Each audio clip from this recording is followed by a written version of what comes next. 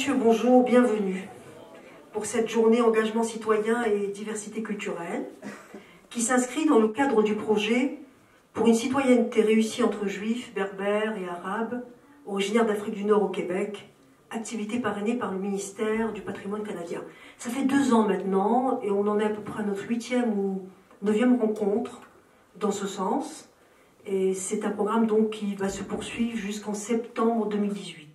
Nous allons commencer par un panel, découvrir la diversité du Québec, rencontre avec les auteurs du livre Lettres aux femmes d'ici et d'ailleurs, va tourner autour donc de cet ouvrage qui est sorti cette année aux éditions Fides en mars de l'année dernière, en particulier sous l'égide de Rachida Mabdel, à qui je rends son bien.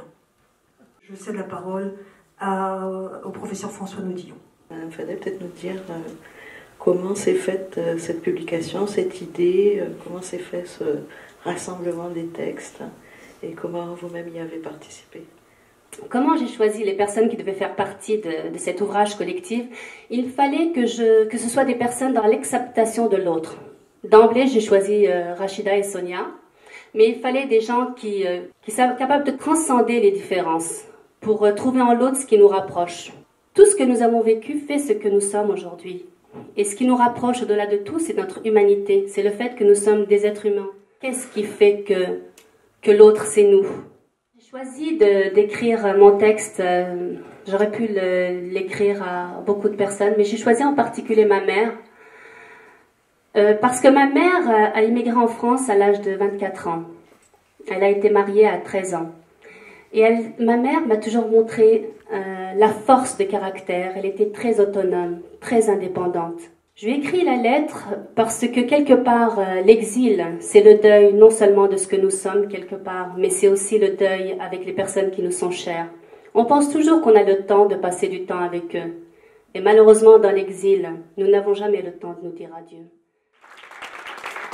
Il va aussi nous expliquer comment il a bien voulu participer à ce recueil. J'ai toujours été sensible aux discriminations, quelles qu'elles soient.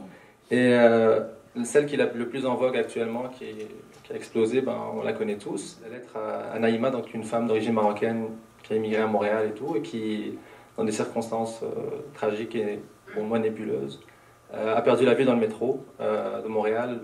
Apparemment, son vol s'est coincé dans le mécanisme et tout de l'escalator. J'ai choisi d'écrire cette lettre à une femme autochtone issue des Premières Nations parce que en tant que Québécoise d'origine maghrébine, je fais partie de ceux qui sont arrivés en dernier.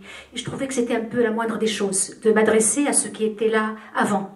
La deuxième raison était très contextuelle, puisqu'au moment où j'ai été approchée, on annonçait la création d'une commission sur les femmes autochtones assassinées et disparues.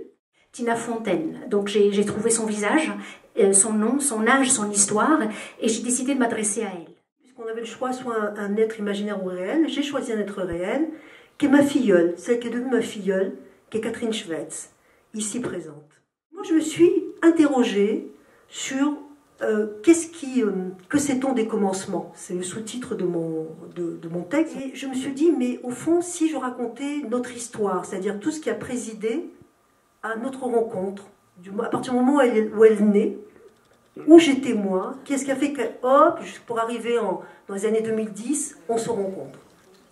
Merci.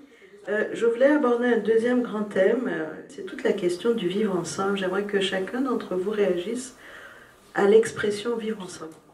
Peut-être un indicateur de vivre ensemble. De plus en plus, je considère le vivre ensemble, l'indicateur pour moi, c'est la capacité aussi, ce n'est pas la capacité de faire ensemble, ou de vivre ensemble, ou de partager le commun, mais un indicateur de vivre ensemble, surtout en contexte de diversité, c'est notre capacité à composer avec les marges.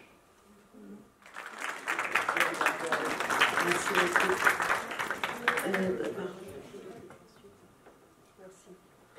Pour parler d'une expérience personnelle, quand je suis venue ici, donc en 2009, je me suis sentie délestée d'un poids. Je me suis sentie délestée dans une manière de vivre sans complexe, je dirais, de visibilité, sa manière d'être juif. Et donc ça m'a paru important de profiter de cette situation, d'être ici, en Amérique du Nord, au Canada, au Québec, pour tenter de faire des ponts entre nos communautés. Alors pour moi, le vivre ensemble, c'est le respect les uns des autres, c'est l'entraide, c'est le civisme, c'est vraiment regarder l'autre non pas comme un étranger ou un intrus, mais regarder l'autre comme un frère. Comment vous réagissez à la question de la place des femmes dans cette société migrante au Québec, au Canada, et plus largement à la place de la femme dans le monde? Dans une synagogue que j'aime beaucoup, une synagogue séfarade, on est venu me chercher pour me dire, voilà, on aimerait que tu sois une des femmes qui va prendre la parole en public dans l'enceinte de la synagogue, le jour du Shabbat, pour faire ce qu'on appelle un Dvar Torah, c'est-à-dire une homélie, une parole, une interrogation reliée au passage que l'on lit à ce moment-là dans la Torah. Et j'ai accepté. Et puis, j'ai vu après le même rabbin qui m'avait posé la question, tortiller, me dire... On a une résistance fondamentale, je suis obligée d'annuler toutes les invitations que j'ai faites auprès des femmes pour parler dans l'enceinte. Alors que d'un point de vue juridique de la loi juive, ça peut tout à fait se faire. Je dis, je comprends, il faut travailler ça, il y a du travail. Donc, on vit de façon, en tant que féministe, parfois dans nos religions, on vit un anachronisme en direct.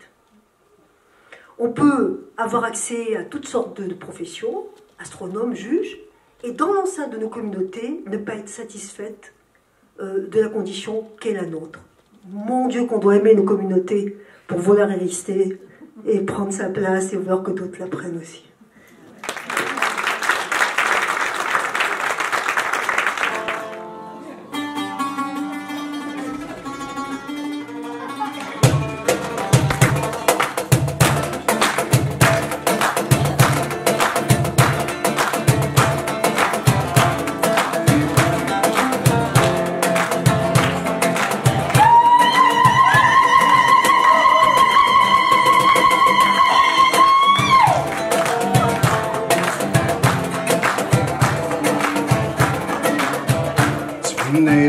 قلاض طير الناس تديضا كيفها هذا حلو هذي كيف الحير ما تخقدتك فرحة منا غاوي قلنا ضطير الناس تديضا كيفها هذا حلو هذي كيف الحير ما تخقدتك فرحة مدلغ من دمس تفكير ميدو فيها نشرحها دعوها تقلط بخير ميتفوق دبرتي حلو أرواح أرواح عطسايا ورك صريح أرواح أرواح صبروا في الكراشي. David Bensoussan, auteur, historien, ingénieur. Je dois dire que David est un ami et c'est un des anciens présidents de la communauté séfarade unifiée du Québec. Il a demandé à Madame Jennifer Benwalid, enseignante d'histoire à l'école Maïmonide. Donc l'école Maïmonide, c'est une des écoles juives francophones de Montréal. Donc cette conférence de David Bensoussan sera introduite par elle au travers de ses PowerPoint. Je vais vous parler un peu des origines des Juifs d'Afrique du Nord. Et nous allons regarder les sources talmudiques. Donc on va essayer de voir où le Talmud et l'histoire, les sources primaires historiques, se croisent. Il y a en fait 4 théories sur l'arrivée des Juifs en Afrique du Nord. Donc la première théorie situe l'arrivée des Juifs en Afrique du Nord vers 900, au moment où des relations commerciales se sont développées entre le royaume de Salomon et les Phéniciens. La deuxième théorie place l'arrivée des Juifs en Afrique du Nord en moins 718. On parle de ces 10 fameuses tribus disparues du royaume d'Israël qui ont été exilées par l'Empire assyrien. Une troisième théorie voit l'arrivée des Juifs en Afrique du Nord au IIIe siècle avant Jésus-Christ et place des garnisons juives en Libye d'à peu près 40 000 soldats. Et la dernière théorie, qui est la plus souvent retenue, est celle de la dispersion des Juifs dans l'Empire romain entre 70 et 115. Lors des révoltes juives, il y a eu de violentes persécutions et de déportations à travers l'Empire romain. Et nous supposons que c'est à ce moment-là où la majorité des Juifs se sont retrouvés en Afrique du Nord. Nous avons aussi une source talmudique qui rapporte un voyage que Rabbi Akiva avait fait en Afrique et il avait noté le rapprochement linguistique entre l'hébreu et le punique. La Kaina, c'est un personnage historique, mais c'est également un personnage mythique. Dia, Dahia, Damia, on l'appelle la reine de l'Aurès, la reine des Berbères, la Kaina des Lawata. Elle aurait été la fille de Tabeta, fille de Tifan. Il y a toute une généalogie que Ibn Khaldoun, qui est l'un des plus grands historiens maghrébins, fait, et elle dirigeait la tribu des Djerawa. Djerawa, en kabyle, ça se dit Gerawa. Et Ger, en hébreu, c'est un converti. Gerawa, ce serait plusieurs convertis, c'est-à-dire ce serait une tribu qui se serait convertie au judaïsme. Alors j'arrive au contexte de la conquête arabe, parce que là on va rentrer dans le domaine de la Kaina, n'est-ce pas? Première invasion, elle a été renvoyée après avoir payé justement un grand tribut. La seconde, c'était Okuba qui avait été jusqu'à l'Atlantique, mais en revenant il a été massacré par Kosseila. Par la suite, Kosseila est mort devant Carthage, et la Kaina prend la relève. Quand la Kaina prend la relève, elle défait Hassan qui se retire pendant 5 ans et il attend les renforts pendant 5 ans. Après 5 ans, 40 000 cavaliers arrivent, la grande bataille arrive et la Kaina a été trahie par son fils adoptif et en fin de compte, elle est tuée et à ce moment-là, les Arabes disent vous vous convertissez ou bien vous mourrez. Et c'est ainsi qu'en fin de compte, les Juifs se sont ralliés aux Arabes. Maintenant, la question, pourquoi est-ce que les Juifs se sont ralliés aux Arabes? Il faut savoir que les Visigoths d'Espagne avaient adopté des lois byzantines nouvelles, qu'on appelait les Novellas, qui disaient aux Juifs, ou bien vous vous convertissez, ou bien vous devenez des esclaves. Et donc, beaucoup de Juifs d'Espagne étaient venus au Maroc, en Mauritanie à l'époque, pour se sauver des Visigoths. Et donc, ils ont convaincu les autres qu'il valait mieux s'associer aux Arabes pour conquérir l'Espagne, parce qu'en Espagne, actuellement, c'est impossible à vivre. Et donc les Juifs ont aidé les Arabes à conquérir l'Espagne. Et c'est ainsi que je finirai cette présentation.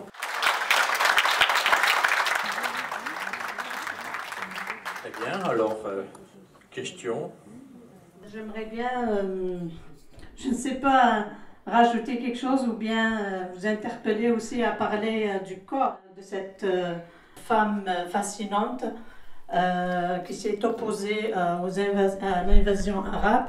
Il fallait faire une statue pour cette dame-là, je pense.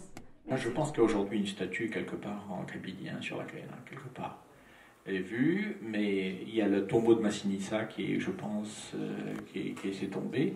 Et il y a beaucoup de vestiges historiques latins qui ont été un peu préservés par les Français et autres, mais les vestiges qui restent de l'époque de l'Afrique originelle, c'est-à-dire de la Kabylie originelle, je ne pense pas qu'ils sont entretenus du tout.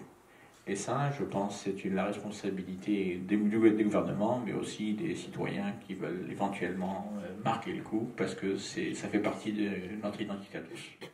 Voilà. Eh bien, c'est ainsi que s'achève notre après-midi engagement citoyen et diversité culturelle. Je voudrais remercier David Bentousson et Jennifer Benoualid, et vous remercier aussi.